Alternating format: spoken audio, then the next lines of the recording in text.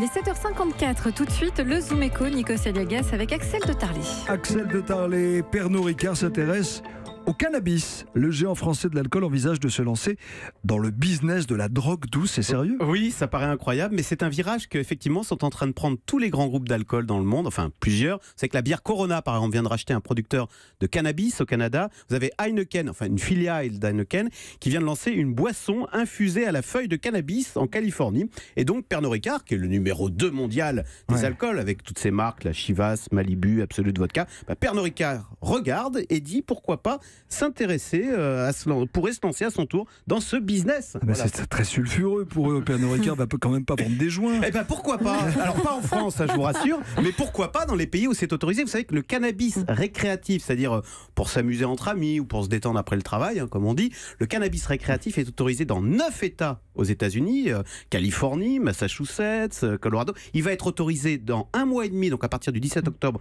dans tout le Canada. Or, mais à Genève, il est déjà autorisé. Oui, voilà. Alors, il y a des pays où c'est réglementé, les Pays-Bas, etc.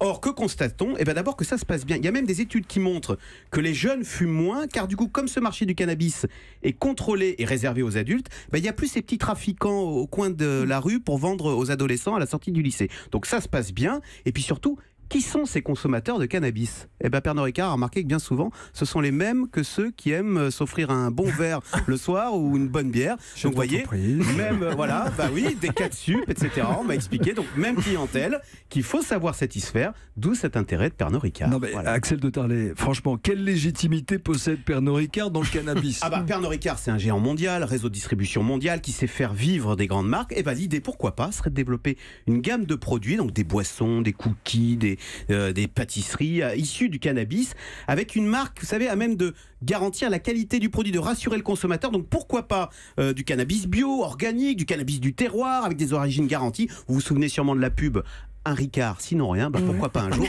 un joint Ricard, sinon rien.